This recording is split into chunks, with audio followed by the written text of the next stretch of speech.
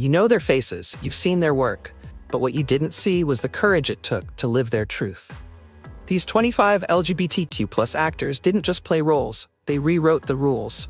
Behind every performance was a story of strength, fear, Hello. and finally, freedom.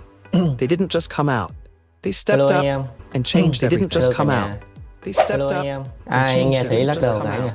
They stepped Hello up. anh em. Kevin Ai McHale nghe thấy sang lắc đầu? and danced his way Okay. into millions of hearts on Glee as the wheelchair-bound Artie. But in real life, he was still learning how to live openly. When he came out in 2018, it wasn't with a press release or a tearful interview. It was with a single Instagram post of him and his boyfriend. Since then, he's spoken about how much more powerful and joyful life has become when he stopped hiding. Fame may have introduced him to the world, but truth gave him his voice.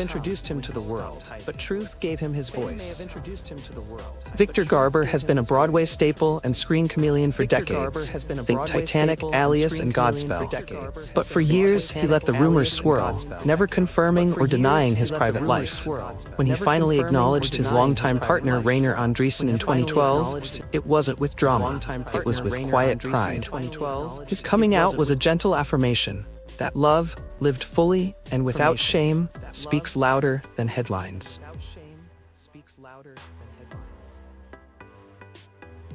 Long before LGBTQ+ representation was a trending topic in Hollywood, Wilson Cruz was making history and taking real risks. In the early 1990s, he became one of the very first openly gay actors to portray an openly gay teen on network television, with his role as Ricky Vasquez on My So-Called Life. It wasn't just a role, it was a revolution. Cruz didn't just act with courage, he lived it. Coming out as gay to his family led to a period of homelessness, but he persevered, turning personal struggle into purposeful activism. Today, Cruz is a powerful voice for LGBTQ+ youth, particularly queer youth of color, using his platform to fight for inclusion, visibility, and dignity.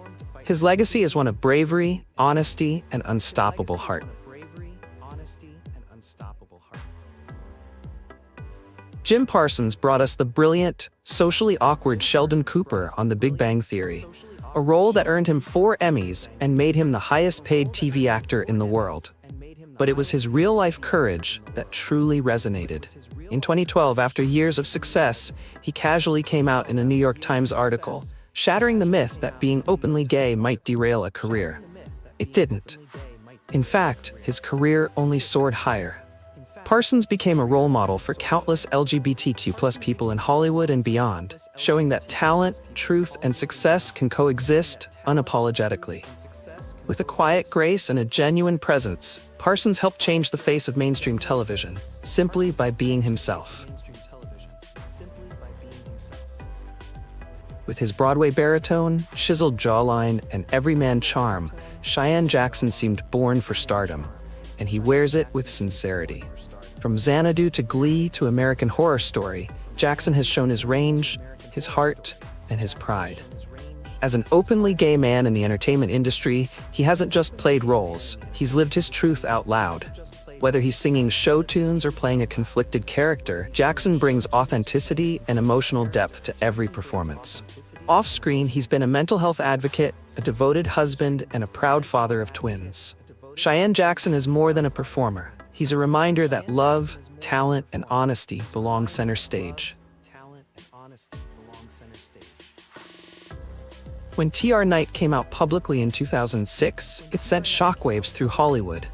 Not just because he was a rising star on Grey's Anatomy, but because he did it in the midst of controversy and under intense public scrutiny. While others may have stayed silent, Knight chose to be honest. His boldness inspired others, even as it cost him roles and led to his eventual departure from the show. But Knight never wavered. Instead, he carved a path grounded in integrity, returning to the stage and continuing to act with quiet intensity. His story isn't just one of coming out, it's one of standing tall, even when the spotlight turns cold. T.R. Knight reminded the world that visibility matters, and that living authentically is worth the fight.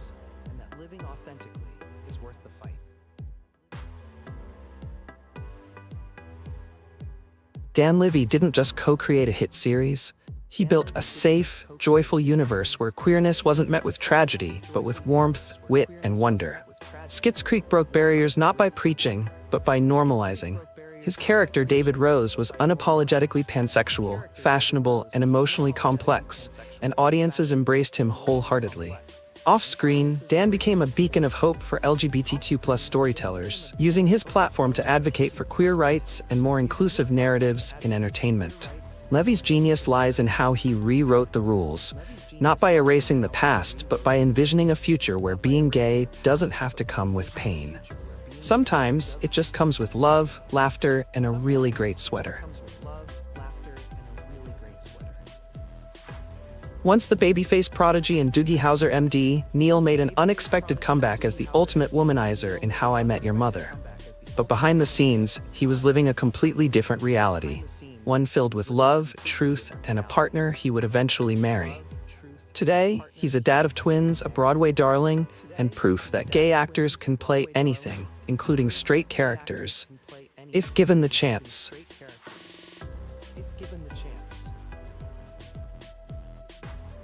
Elliot's coming out as transgender in 2020 was more than news. It was a cultural shift. From Juno to Inception, he had already earned our admiration, but his raw and fearless vulnerability, sharing his story despite the risks, made him a real-life hero to millions. His presence on screen, now as a trans man, is groundbreaking in ways that go far beyond Hollywood.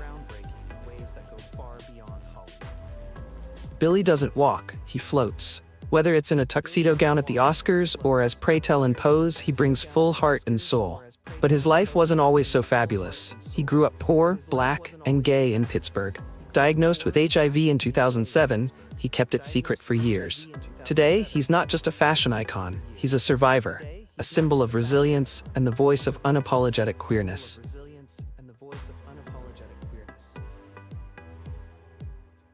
He had the looks of a classic Hollywood heartthrob, and the closet to match. For years, Matt stayed silent, afraid of losing roles. When he finally came out in 2012, while accepting an award, it felt quiet, graceful, and long overdue. He's now a proud father of 3, proving that being gay doesn't mean choosing between family and fame.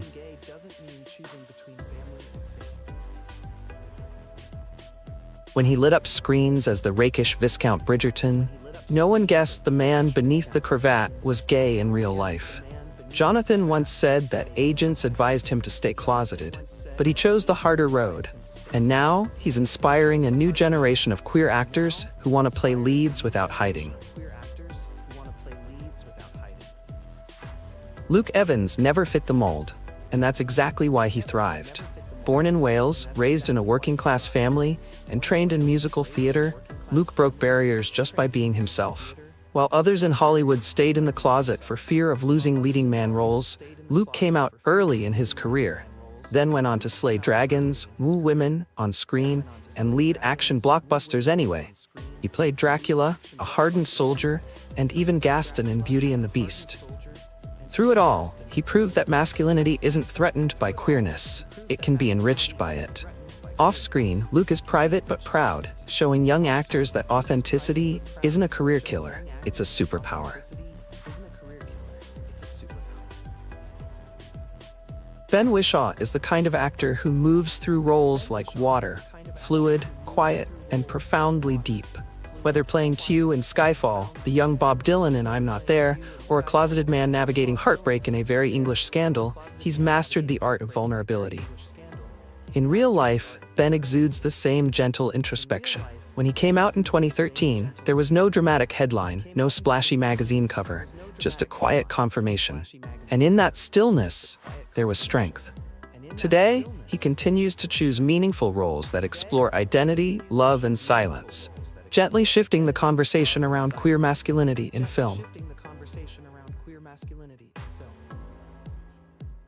With his unmistakable ears and soulful eyes, Russell Tovey carved out a place in television where queer characters weren't just sidekicks, they were human. A boy from Essex who once believed he had to act straighter to succeed, Russell struggled with internalized shame. But as he matured, he stopped editing himself. From the raw intimacy of looking to the futuristic brilliance of Years and Years, Russell began to channel his truth into his art. Off-screen, he's become an advocate for mental health and LGBTQ+ youth, showing that masculinity can wear many faces and some of them cry, laugh, and love men.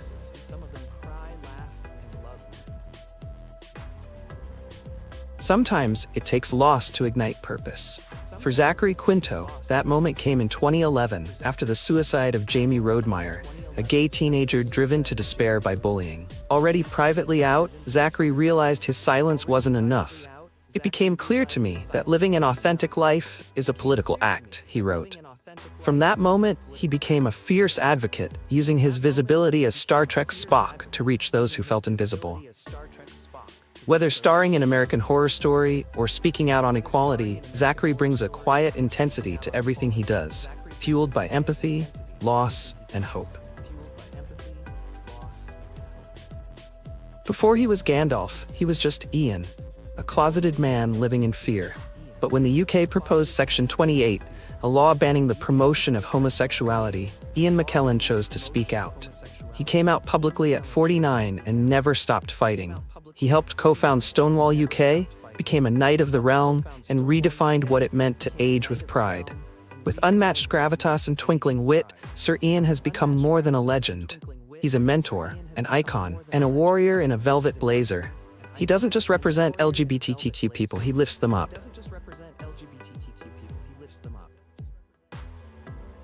When Prison Break made Wentworth Miller a global sensation, fans knew his character, but not the man.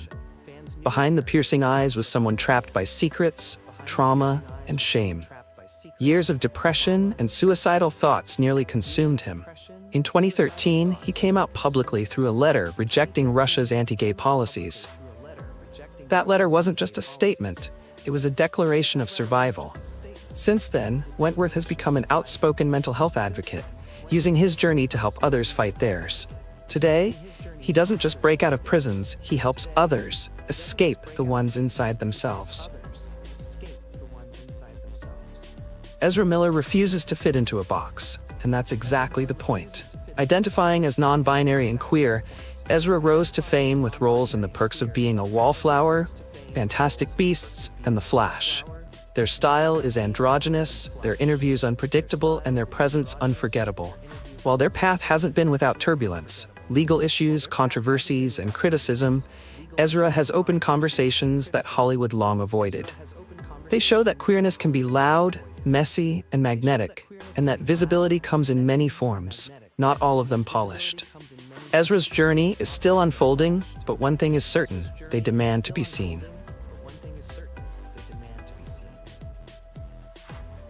Ezra Miller refuses to fit into a box, and that's exactly the point. Identifying as non-binary and queer, Ezra rose to fame with roles in The Perks of Being a Wallflower, Fantastic Beasts, and The Flash. Their style is androgynous, their interviews unpredictable, and their presence unforgettable. While their path hasn't been without turbulence, legal issues, controversies, and criticism, Ezra has opened conversations that Hollywood long avoided. They show that queerness can be loud, messy, and magnetic, and that visibility comes in many forms, not all of them polished. Ezra's journey is still unfolding, but one thing is certain, they demand to be seen.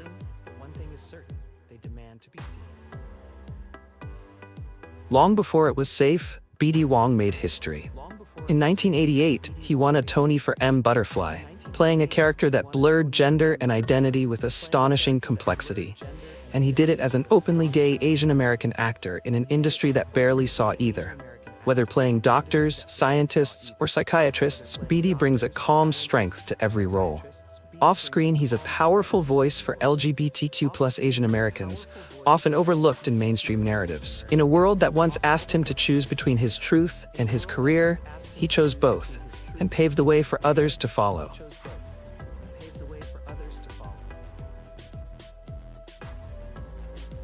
Guillermo Diaz didn't grow up with role models who looked like him, or loved like him. A child of Cuban immigrants raised in the Bronx, he found refuge in acting. He went from indie comedies to scene-stealing roles on Scandal, where he played Huck, a character as complicated as his own journey. Early in his career, Guillermo feared coming out would end everything. But being closeted felt worse. He eventually embraced who he was and watched his career flourish. Now, he brings every ounce of his identity to his work: Latino, gay, resilient. In Guillermo's story, we find not just representation, but revolution. As one half of a twin acting duo, Charlie Carver built a name in shows like Teen Wolf and The Leftovers. But behind the scenes, he was afraid that coming out would kill his momentum. In 2016, he posted a deeply personal essay on Instagram that stunned fans with its raw honesty. "I used to wonder if I'd be less desirable, less cool, less interesting," he wrote. Instead, he found freedom and became an icon for younger queer actors facing the same fears. Tuck Watkins has lived many lives, on screen and off. He first became a household name through daytime television, playing charming and often shirtless roles on soaps like One Life to Live and General Hospital. But behind the scenes, his journey was anything but scripted. For years, Tuck quietly built a career as a versatile actor, appearing in comedies like Parks and Recreation and the campy cult hit The Mummy, while also delivering emotional depth in dramas like Desperate Housewives. Still, one thing remained off limits: his truth. That changed in 2013, when Tuck came out publicly in a brave and heartfelt interview. Not only did he reveal that he was gay, but he also shared that he had become a single father of twins through surrogacy. "I realized I wanted to become a dad more than I wanted to meet the right guy," he said at the time, a revelation that resonated with many LGBTQ+ people who have had to choose between family dreams and societal expectations. And then came the role and the romance that changed everything. In 2018, Tuck starred in the Broadway revival and later the Netflix film of The Boys in the Band, opposite Andrew Rannells. The two played a couple on stage, but something deeper began to blossom in real life. Soon after, Tuck and Andrew became a real-life couple, one of the most beloved gay duos in Hollywood, blending Broadway charisma with sitcom warmth. What makes Tuck so inspiring isn't just that he came out, it's how he's lived since. As an actor, father, and partner, he leads with joy, honesty, and a quiet confidence that says, you can be exactly who you are and still have the life you dreamed of. In a world that still puts pressure on gay men to fit a mold, Tuck Watkins reminds us that authenticity is always the most attractive trait of all. Andrew Rannells lights up every room he enters, not just with his megawatt smile and Broadway-trained voice, but with an energy that feels like joy personified.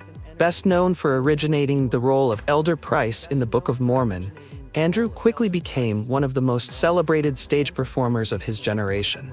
But beyond the bravado and high notes was a gay kid from Omaha, Nebraska, who once struggled to see where he fit into the world. Andrew's path to fame wasn't handed to him. He hustled for years, doing voiceover work, auditions, and smaller gigs before his big break. When the Book of Mormon hit Broadway, he didn't just land a role, he landed a phenomenon. Suddenly, here was a proudly gay actor leading a massive Tony-winning musical without toning himself down or hiding his truth. He carried that honesty into television, playing unforgettable roles in Girls, The New Normal, and Black Monday, always bringing wit, warmth, and just the right amount of vulnerability. He was never interested in just playing the gay best friend. He played complex men, flawed, funny, and real. In his memoir, Too Much Is Not Enough, Andrew opened up about his own coming-of-age struggles, his sexuality, and the uneasy dance between ambition and identity. It was candid, touching, and deeply human. Just like him. And then came Tuck Watkins. In 2018, Andrew starred opposite Tuck in the Broadway revival of The Boys in the Band, portraying a couple on stage. Offstage, life began to imitate art. What started as a working relationship turned into a slow-blooming romance. Andrew, who had once written about feeling lonely and unsure he'd ever find a partner, found exactly that, with someone who not only shared his passion for storytelling but also embraced fatherhood and love with quiet strength. Now, Andrew and Tuck are one of the most beloved openly gay couples in Hollywood. They show up at events together, post silly videos, support each other's work, and, perhaps most beautifully, they show us what queer love can look like. Supportive, grounded and joyfully ordinary. Andrew Rannells reminds us that being loud, bright, and unapologetically yourself doesn't mean giving up on love or stability. In fact, sometimes it's the very thing that brings it to your door. Thank you for taking the time out of your day to watch this video. Whether you stayed for a few seconds, watched all the way through, dropped a like, or left a kind comment, you made a difference. And I felt it.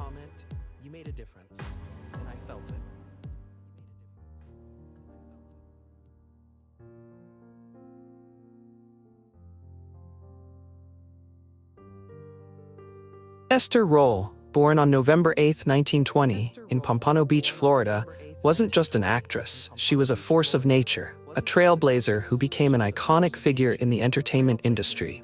With raw talent and incredible courage, she etched her name into history as the first African-American woman to portray a matriarch on a primetime television series. Her career didn't just open doors, it blasted them wide open, illuminating the path for generations of Black actresses to come. Her fervent passion for acting and unwavering dedication to authentically representing African-American culture in media left an indelible mark, a powerful ripple effect across the worlds of television and film. Born into a large family in Florida, one of 18 children, Esther Rolle's early life was shaped by deep-rooted values: education, hard work, and an unshakable commitment to her community. Fueled by a burning desire to act, she made a pivotal move to New York City in the late 1940s, enrolling in the prestigious American Academy of Dramatic Arts. This was a defining moment, allowing her to hone her craft and gain the crucial training needed to eventually break into the demanding world of acting. Her time in New York marked the beginning of a journey that was both arduous and incredibly rewarding. As a Black actress in an era when opportunities for women of color in Hollywood were severely limited, Rolle faced immense challenges. Yet, her sheer determination and undeniable talent soon captured the attention of casting agents and theater directors, leading to her first powerful performances on stage. Esther Rolle's acting career truly blossomed on the stage, where her powerful performances in various Broadway productions earned her critical acclaim. One of her most notable roles was in James Baldwin's poignant play, The Amen Corner. This play, which explored the struggles and triumphs of a Black church community, gave Rolle the opportunity to showcase her exceptional range as an actress, solidifying her as a formidable presence in the theater world. She went on to command numerous stages, often embodying strong, multifaceted characters that fiercely challenged the typical stereotypes of Black women in American theater. While Rolle's career took off in the 1960s, it was her unforgettable portrayal of Florida Evans on the iconic TV show Maude, 1972 to 1974, that truly catapulted her to national fame. As the no-nonsense housekeeper to the outspoken, progressive Maude Findlay, played by Bea Arthur, Rolle's Florida Evans resonated deeply with audiences. Her dignified, strong, yet profoundly compassionate character was a watershed moment for African-American women on television, offering a realistic, multi-dimensional portrayal that stood in stark contrast to the often one-dimensional roles given to Black actors at the time. And while her theater work was groundbreaking, it was her starring role on the television show Good Times that forever cemented her legacy. Premiering in 1974, Good Times was a groundbreaking sitcom about a working-class African-American family living in Chicago. Rolle was cast as Florida Evans, the warm, wise, and strong matriarch of the family. Good Times was revolutionary in its depiction of an African-American family not solely defined by the struggles of poverty, but also by love, humor, and an unbreakable spirit of resilience. Rolle's portrayal of Florida Evans was both majestic and deeply relatable, making her a beloved figure in homes across America. Her character was strong, supportive, and often the much-needed voice of reason, making Florida Evans one of the most memorable television matriarchs of that era.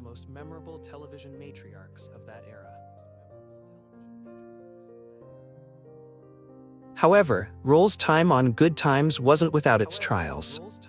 Initially a regular on the show, she grew disillusioned as tensions mounted between the cast and producers over the show's direction. She yearned to portray characters that embodied more than just one-dimensional stereotypes, and she felt the show was straying from the values that had originally made it so significant.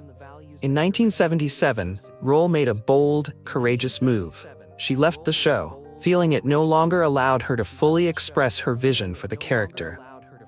This decision was a testament to her unwavering commitment to artistic integrity and her desire to be part of work that was truly meaningful and reflective of her beliefs.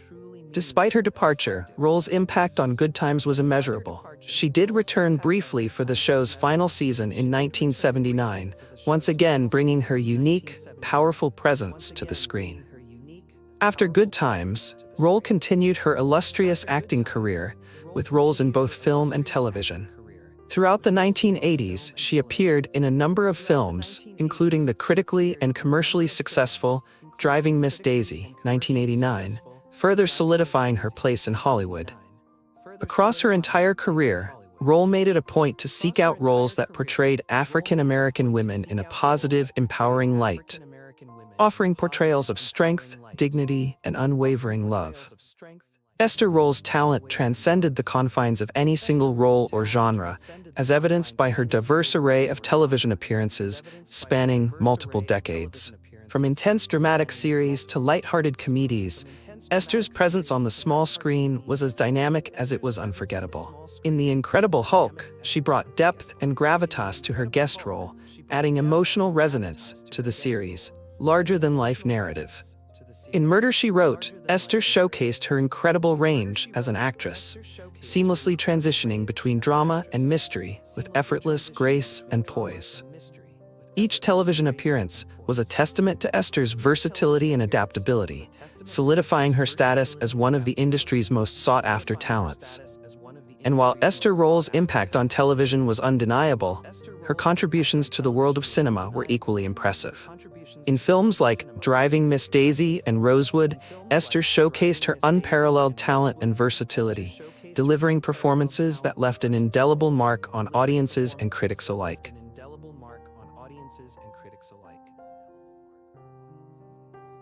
Esther Roll married Oscar Robinson, a fellow Floridian, in 1955. Their union marked a significant chapter in Roll's personal life, occurring during a time when her career was just beginning to blossom. The couple remained married for 2 decades, navigating the complexities of marriage alongside the demands of personal ambition and evolving life goals. Although their relationship ultimately ended in divorce in 1975, it reflected a considerable period of commitment and shared history. The reasons for their separation were kept largely private, in keeping with Roll's discreet and dignified approach to her personal affairs. Despite the dissolution of the marriage, Roll retained a sense of respect for the life they had once built together. While Esther Roll didn't have biological children of her own, a choice or circumstance she never publicly elaborated on, she did play a maternal role in the life of her ex-stepdaughter, Shirley Mae Robinson. Shirley, born in 1936 from Oscar Robinson's previous marriage, became a part of Esther's extended family during her marriage to Oscar. Though not her biological daughter, Shirley's presence in Roll's life added a layer of familial connection and responsibility. It's unclear how close the two remained after the divorce, but during their time as family, Esther was known to be a warm and supportive figure. Given Roll's natural inclination toward nurturing roles, as evidenced by her iconic portrayals of strong mother figures on television, it is likely that she embraced Shirley Mae with kindness and care during their time as family. Esther Roll often channeled her personal experiences, including the quiet complexities of her family life, into the emotional depth she brought to her acting. Although she never experienced motherhood in the traditional sense, her legacy as a maternal figure, both on screen and perhaps in real life with Shirley Mae, continues to resonate with fans and peers alike. Esther Roll, best known as the indomitable Florida Evans on the groundbreaking TV series Good Times, had a reputation for being a strong-willed, no-nonsense woman, both on and off screen. Her deeply committed professional attitude sometimes translated into personal tensions with her co-stars. Among these tensions, One of the most infamous was her bitter animosity toward Jimmy Walker, who portrayed J.J. Evans on the same show. Walker's character, J.J., became an iconic part of Good Times, popularizing his catchy phrase, "Dynamite," and embodying the role of a street-smart, goofy, and sometimes lazy young man from the Chicago projects. His comedic style, full of antics and flamboyant humor, appealed to many viewers. However, Roll, who played his mother on the show, was emphatically not a fan of the character's comedic approach or the way it overshadowed the more serious and grounded portrayal of her own character. She held strong convictions about what the show was meant to represent and the profound impact it could have on viewers, especially African-American audiences. From the outset, Roll saw the show as a vital opportunity to present a more dignified image of Black families, something that was often sorely missing from television at the time. She was deeply invested in portraying Florida Evans as a hardworking, strong, and loving matriarch. In her eyes, Jimmy Walker's portrayal of JJ was a distraction from the show's true potential.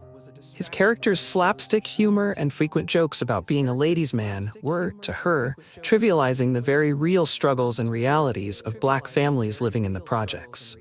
Roll felt that JJ's antics were not only unrealistic, but also did a disservice to the complexity and depth that Black characters deserve to have on television. Roll's frustration with Walker's character didn't stop at her feelings about the show's content. She had personal issues with Walker as well.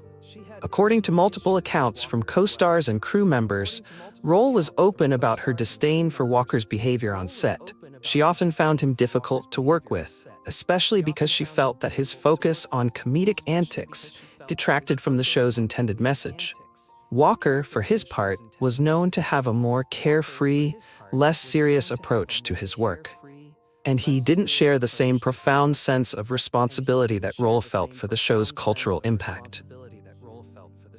This animosity famously came to a head during a confrontation between the two. Reports from people who were present during the incident suggest that Roll let her feelings be known in no uncertain terms. She reportedly told Walker, in language that left no room for misinterpretation, that his antics were undermining the serious work she was trying to do on the show. Despite this, Walker, who was significantly younger and still building his career, didn't seem to take her words to heart. This only fueled Roll's frustration with him, and the tension between the two escalated over time.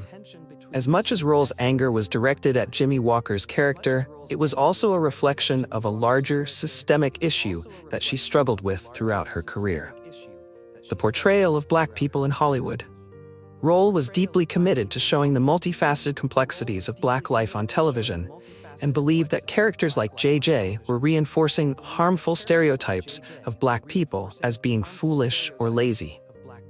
While Walker's comedic talents were undeniable, and his character undeniably boosted ratings, Roll felt that the delicate balance of humor and serious portrayal on Good Times was being disrupted, and that it was detrimental to the overall message the show was striving to send. Their personal tensions became an ongoing issue throughout the series. Roll's dissatisfaction with Walker was so deep that it directly led to her decision to leave the show during its later seasons. After her departure, she openly criticized the direction the show had taken, particularly how it had leaned more heavily on the comedic elements represented by Walker's character to the detriment of the more serious and socially conscious storytelling that had initially made Good Times stand out. Roll's departure marked the end of an era for the series, and it was widely understood that her strained relationship with Walker had played a significant role in her decision to leave. Jimmy Walker, however, had a different perspective on their relationship. In interviews over the years, he downplayed the tension, explaining that he simply had a different approach to comedy than Roll. While he acknowledged that Roll was a deeply committed actress who cared immensely about the show's impact, he also described her as sometimes being difficult to get along with. According to Walker, his focus on comedy and lightheartedness was just as valid a contribution to the show as her serious portrayal of Florida.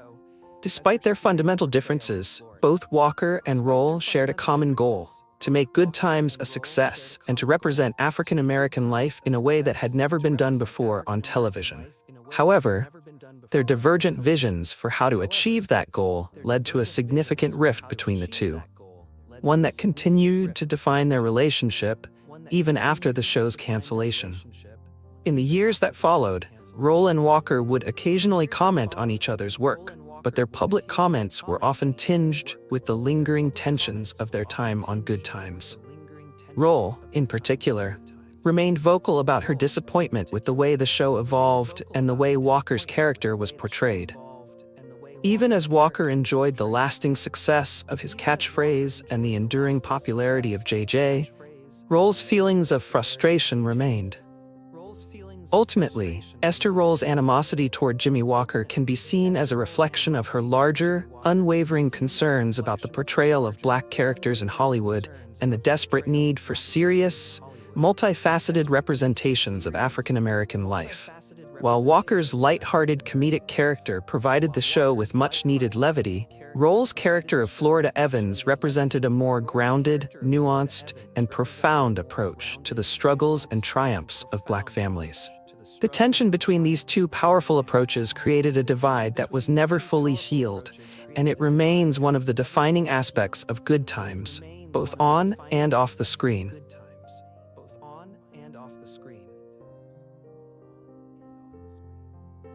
Beyond her unforgettable work on screen, Roll was renowned for her activism, especially her fierce advocacy for greater representation of Black actors in the entertainment industry.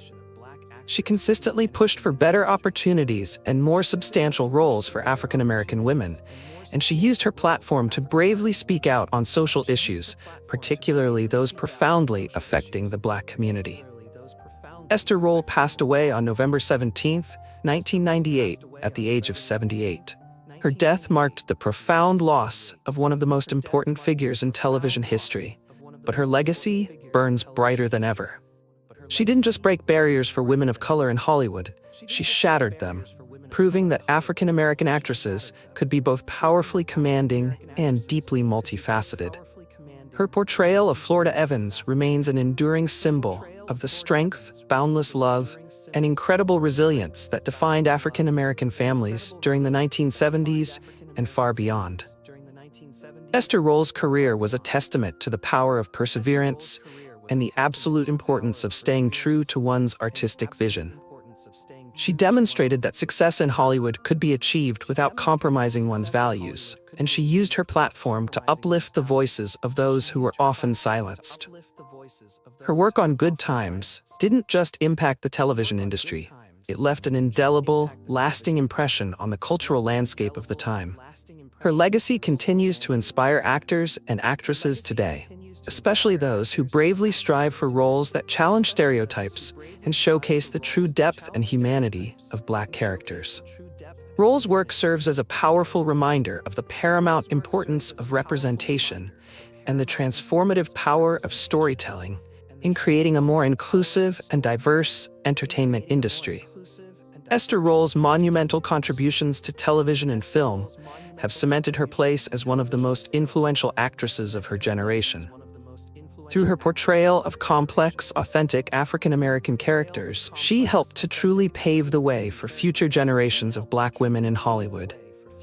Even though she may no longer be with us, her influence endures as a guiding star, and her remarkable career will always be remembered as a cornerstone in the rich history of American television and film.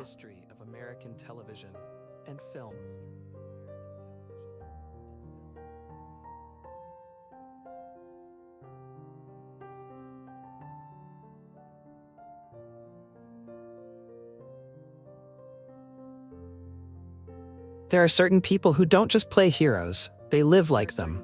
They don't need capes, explosions, or self-promotion. All they need is a pair of boots, a strong back, a quiet stare, and the kind of integrity that can't be faked. Clint Walker was one of those men, a living monument to the old American ideal: honor, strength, kindness, and humility, wrapped up in a 6'6" frame that felt carved from granite. Clint Walker entered the world as Norman Eugene Walker on May 30th, 1927, in the industrial town of Hartford, Illinois. Life wasn't easy. Born into the Great Depression, Clint was raised by a working-class family that understood struggle. His father, Paul, worked in the oil fields, while his mother, Gladys, kept the household running with grace and grit. From a young age, Clint learned the value of hard work and quiet determination. He grew up fast, taking on jobs to help support his family.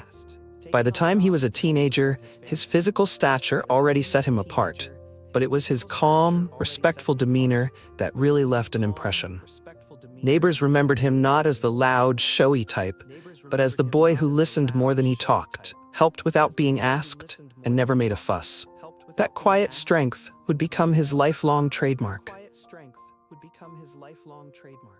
Like many young men of his generation, Clint was called to service during World War II. He joined the Merchant Marine, serving on ships that carried supplies across dangerous waters. It wasn't glamorous, but it was dangerous and essential, and it shaped his view of the world. Clint saw the cost of war, the value of discipline, and the fragility of life. These weren't lessons he spoke about often, but they stayed with him, just beneath the surface. After the war, he drifted, trying to find his place in the world. He worked as a doorman, a hotel bouncer, a security guard at the Sands Hotel in Las Vegas. At one point, he even worked in a factory building sheet metal. He wasn't chasing fame. He didn't even think of acting. He was just trying to live a decent life. But fate had other plans. Clint Walker's journey to stardom wasn't something he had planned, but it seemed almost inevitable the moment he walked into the room. With a towering 6'6" frame, broad shoulders, and a jawline chiseled from granite, Clint had the kind of commanding presence that simply couldn't be ignored. His piercing steel blue eyes and quiet strength exuded an old-school masculinity that Hollywood was eager to capture. Talent scouts took notice almost immediately. They saw in Clint not just another handsome man, but a potential icon, someone who could redefine the Western hero for a new generation. In the early 1950s, he started with humble beginnings, uncredited parts, background roles, and blink-and-you-miss-it appearances. But Clint's aura couldn't be hidden for long. Behind the scenes, studio insiders began whispering about the soft-spoken man from Illinois who looked like he'd stepped right out of a frontier legend. He wasn't classically trained, but he didn't need to be. His authenticity was magnetic. In an era when studios often molded actors into manufactured stars, Clint didn't need polishing. He simply needed a chance. That chance came when Warner Bros., on the lookout for fresh talent to lead a new type of television series, took a gamble on the unknown actor. It was 1955, and television was entering a golden age. The public was hungry for bold stories, bigger heroes, and sweeping adventures. The network's new project, Cheyenne, aimed to deliver just that. Clint was cast as Cheyenne Body, a mysterious, morally upright drifter in the post-Civil War West. It was a gamble in many ways, not just for Clint, but for television itself. Cheyenne wasn't just another Western. It was the first hour-long Western series ever produced for TV, and its success or failure would set a precedent. Would audiences stay engaged for a full hour? Could television support a sweeping cinematic narrative every week? The answer came swiftly. From the moment Clint Walker appeared on screen, wearing his iconic wide-brimmed hat, walking tall across dusty plains with a calm, deliberate stride, viewers were captivated. There was something elemental about him. He didn't have to say much. His presence did the talking. He brought to Cheyenne Body a quiet dignity, strength, and moral clarity that felt both timeless and timely. Men admired him. Women adored him. And children saw in him the kind of hero they wanted to grow up to be. Clint wasn't just playing a cowboy, he was the cowboy. His performance didn't feel like acting, it felt like truth. Whether he was facing down outlaws, protecting the innocent, or wrestling with questions of right and wrong, Clint infused each moment with sincerity and soul. Week after week, millions of viewers tuned in not just for the action and adventure, but to see the man who made integrity look heroic. Cheyenne became a phenomenon, and with it, Clint Walker became a household name. In a matter of months, he went from an anonymous extra to one of television's most recognizable and beloved stars.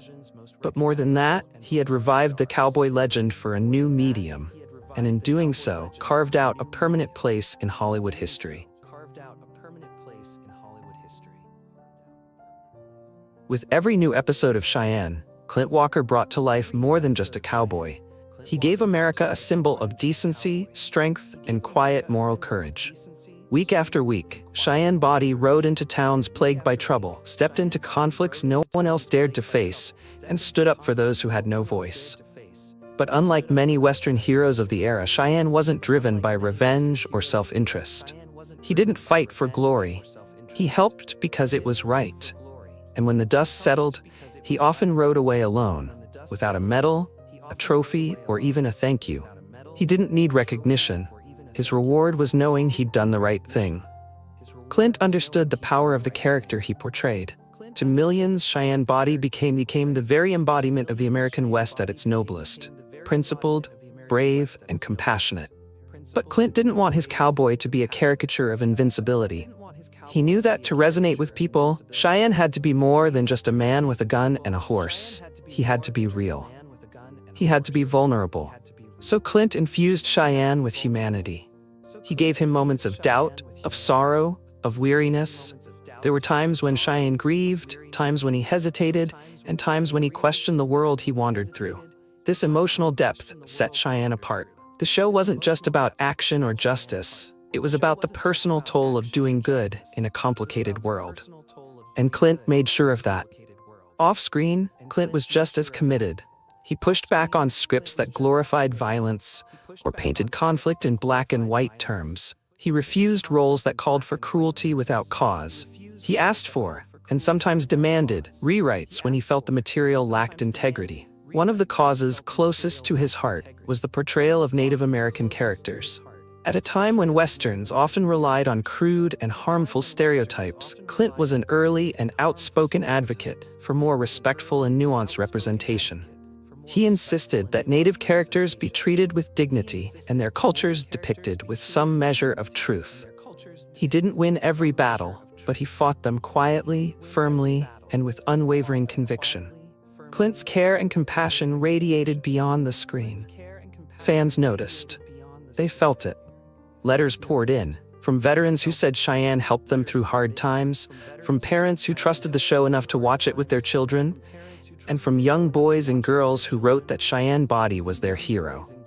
But more importantly, they often said Clint was their hero, too. There was no separation between the man and the character. He wasn't pretending to be noble, he was noble. And that authenticity resonated. In a time of shifting cultural values, when many families were searching for something or someone to believe in, Clint Walker gave them a character who stood for timeless truths: courage, kindness, humility, and justice. Cheyenne Body didn't seek out fame or fortune. He just did what was right. And through Clint's steadfast portrayal, audiences came to believe in the idea that goodness, even in a harsh and wild world, could still prevail. Clint Walker may have brought a quiet, stoic presence to the screen, but off-screen, he was no stranger to confrontation, especially when it came to matters of integrity. At the peak of Cheyenne's success, with the show pulling in millions of viewers and Clint himself becoming one of television's most beloved faces, a storm was brewing behind the scenes. Warner Bros. Had Clint under a tight studio contract, standard for the time, but with little flexibility or fair compensation. When he asked for better pay and more creative input, the studio dug in its heels. Many thought Clint would back down. After all, he was a relatively new star, and Cheyenne was the role that made him. But Clint Walker wasn't just another studio puppet. He valued fairness over fame. With unshakable resolve, he walked away from the show at the height of its popularity, knowing full well he might be sacrificing everything he had built.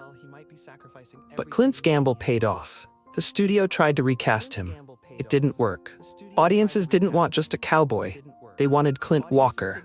They wanted Cheyenne Body. Warner Bros. Eventually relented, and when Clint returned to the saddle, he came back with his dignity intact, and with terms that better reflected his worth. In doing so, he earned more than just a contract victory. He earned a rare reputation in Hollywood as a man who couldn't be bought, manipulated, or compromised. That strength of character followed him into his film career, where he chose roles not for the paycheck, but for the principle. In The Dirty Dozen, 1967, he held his own among a cast of heavyweights. In Night of the Grizzly, None But the Brave, and Gold of the Seven Saints, Clint continued to play characters that echoed his real-life values: quiet men of honor, dignity, and action. He could have chased fame in flashier roles, but instead, he stayed true to what mattered to him, telling stories that meant something.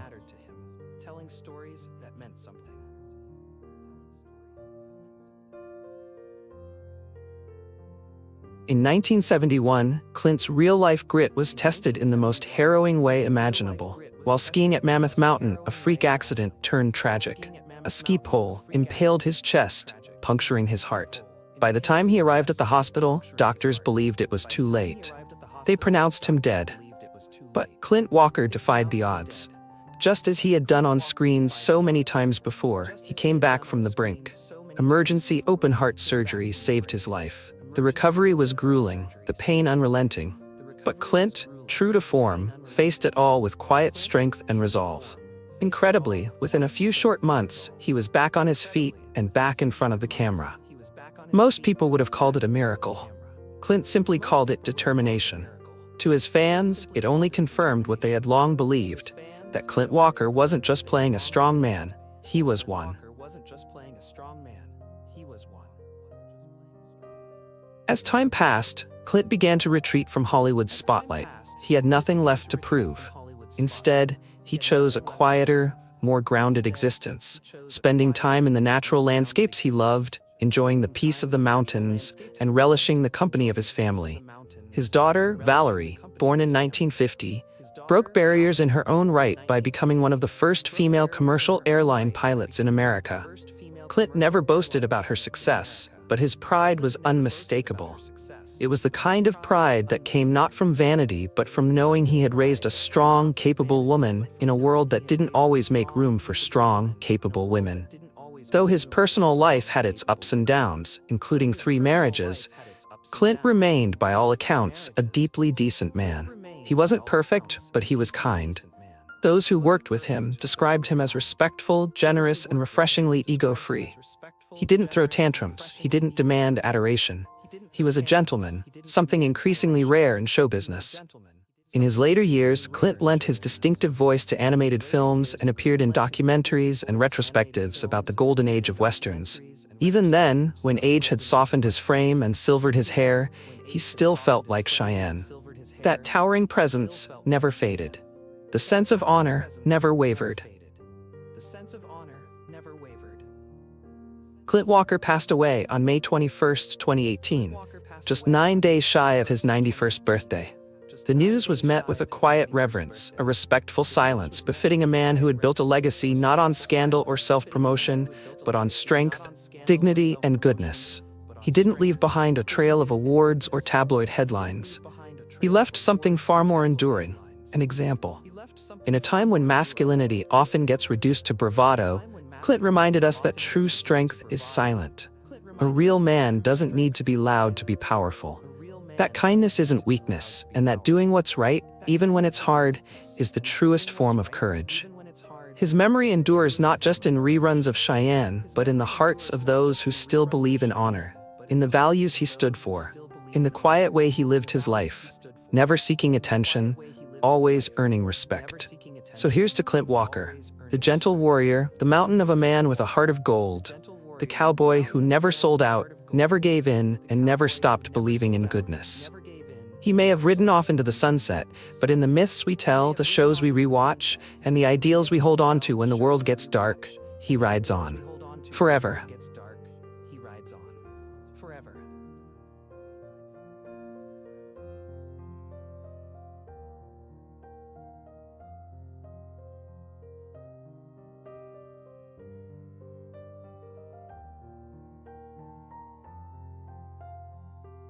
Audie Leon Murphy, born on June 20, 1925, in Kingston, Texas, was one of 12 children in the impoverished sharecropping family of Emmett and Josie Bell Murphy. Growing up during the Great Depression, Audie's early life was marked by poverty and hardship. His father abandoned the family when he was a boy, and his mother passed away when he was just 16. Orphaned, and with only a fifth-grade education, Murphy was forced to leave school and take on various odd jobs to support his younger siblings. These early years of struggle forged his character, instilling in him a profound sense of responsibility, perseverance, and toughness that would define his later life.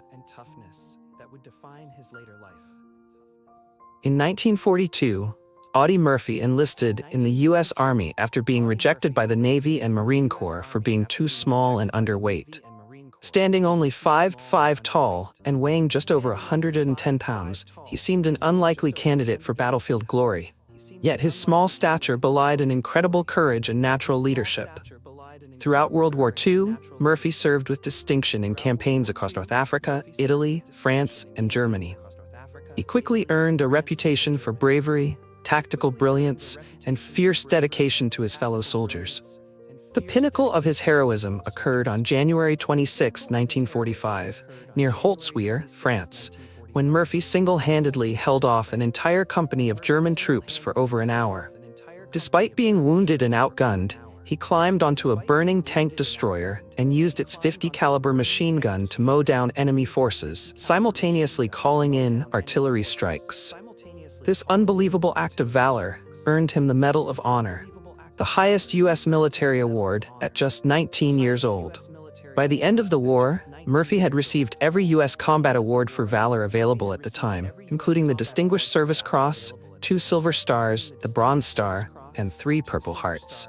In total, he amassed 33 awards and decorations from the United States and Allied nations, solidifying his status as the most decorated American soldier of World War II.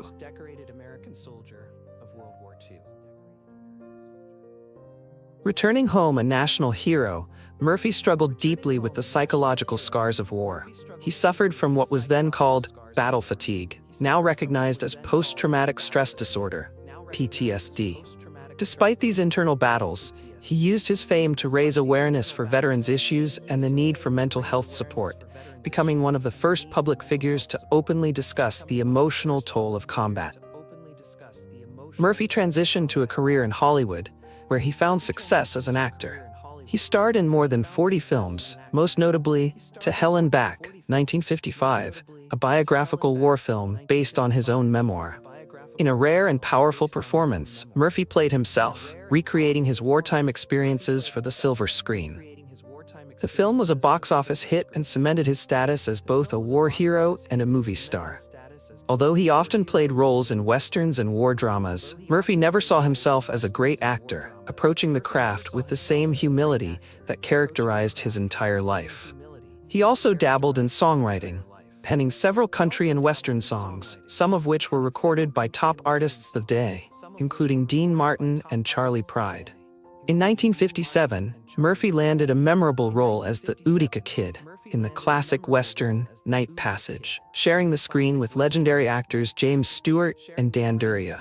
The year 1959 proved particularly prolific, with Murphy dazzling moviegoers in 3 different westerns: The Wild and the Innocent, Cast a Long Shadow, where he was an uncredited co-producer, and the critically acclaimed No Name on the Bullet, where his intense, layered performance as a hired killer significantly elevated his reputation as a versatile leading man in the Western genre.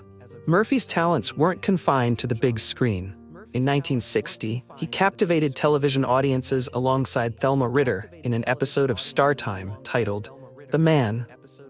Beyond acting, his civic duty and patriotism shone through when he supported the U.S. Army's The Big Picture television series, appearing in and lending his trusted face to military efforts to communicate with the public.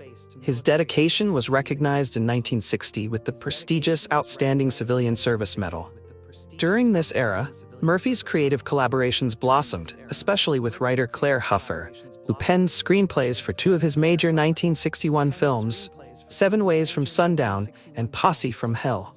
Another influential partnership was with Willard W. Willingham and his wife Mary, close friends who collaborated with Murphy on projects like the 1961 television series Whispering Smith and films such as Bullet for a Bad Man, 1964, and Arizona Raiders, 1965. The Willinghams also wrote the screenplays for Gunpoint and 40 Guns to Apache Pass, 1967, which would be Murphy's final starring lead in a Western. Murphy even expanded his horizons internationally, filming Trunk to Cairo in Israel in 1966. One of the most pivotal relationships in Murphy's career was his connection with director Bud Budisher, which began unexpectedly in a boxing gym. This led to Murphy starring in the title role of Budisher's first Western, The Cimarron Kid, 1951. Their bond endured, and in 1969, Budisher wrote the script for A Time for Dying, which would be Murphy's last film, a poignant capstone to their long professional relationship. Murphy's personal life was marked by both joy and turbulence, reflecting the struggles he faced off the battlefield. In 1949, he married actress Wanda Hendricks, a well-known Hollywood figure. Their high-profile union was fraught with challenges due to Hollywood pressures, Murphy's ongoing struggles with PTSD, and the inherent difficulties of a public relationship. They divorced in 1951. Remarkably, just 4 days after his divorce from Wanda Hendricks was finalized, Murphy remarried Pamela Opal Lee Archer, a former airline stewardess. Pamela's calm demeanor and grounded personality provided a stark contrast to the glamour and turbulence of his first marriage. Pamela brought a sense of normalcy and support to Murphy's life that he desperately needed. Together, Audie and Pamela built a family, having 2 sons, Terry Michael, born 1952, and James Shannon. This second marriage lasted much longer than his first, providing him with a greater degree of personal happiness and familial support amidst the chaos of his personal struggles.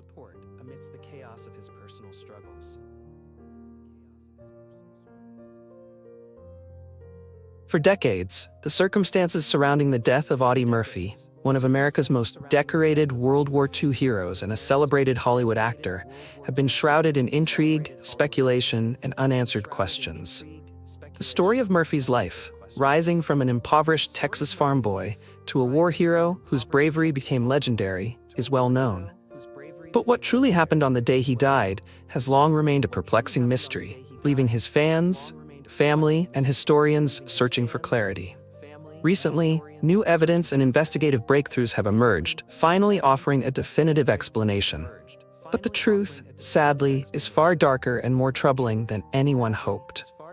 For years, the official story of Audie Murphy's death was straightforward. On May 28, 1971, Murphy died in a tragic plane crash in Brush Mountain near Catawba, Virginia. The private plane he was riding in, a small twin-engine Aero Commander, went down in bad weather while flying low over mountainous terrain. Official reports attributed the crash to pilot error and poor visibility, an unfortunate accident that ended the life of a national hero at just 45 years old. However, rumors and suspicions quickly emerged, fueled by Murphy's complicated personal life, his struggles with PTSD, and whispers about shadowy figures who may have wanted him silenced. Over the years, conspiracy theories flourished. Some claimed the crash was orchestrated by intelligence agencies due to Murphy's alleged knowledge of sensitive information. Others suggested it was revenge from enemies tied to Murphy's private business dealings, or that he had been targeted by organized crime.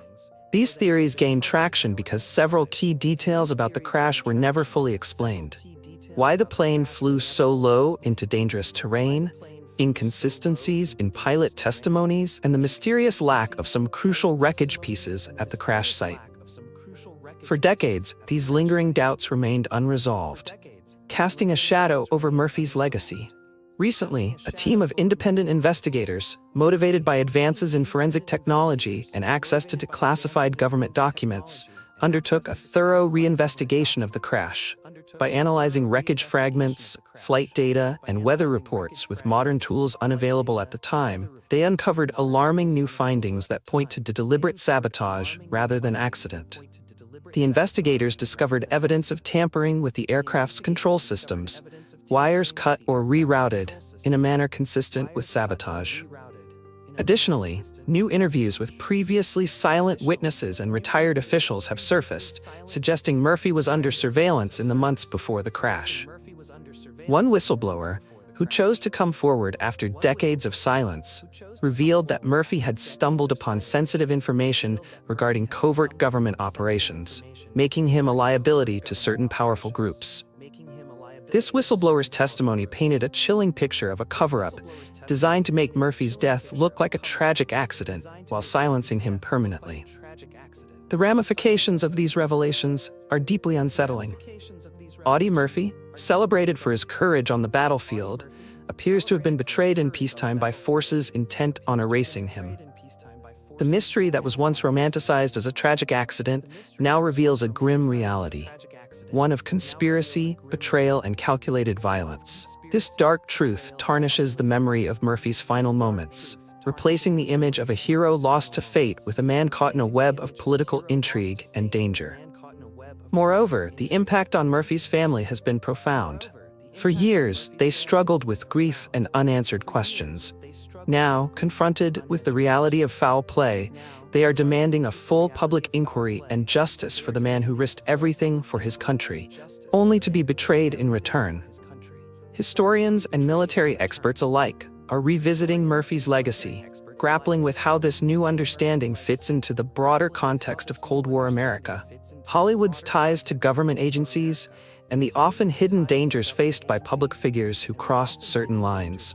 The final solution to the Audie Murphy mystery, rather than bringing closure and peace, opens a Pandora's box of troubling questions about trust, power, and betrayal. What was once thought to be a sad but straightforward accident now stands revealed as a grim reminder that sometimes even heroes can become victims of darkness far beyond the battlefield. The full story of Audie Murphy's death may never be completely known, but the unsettling truth that has finally come to light casts a long shadow over his heroic legacy, and it most certainly isn't good. Thank you for taking the time out of your day to watch this video. Whether you stayed for a few seconds, watched all the way through, dropped a like, or left a kind comment, you made a difference, and I felt it.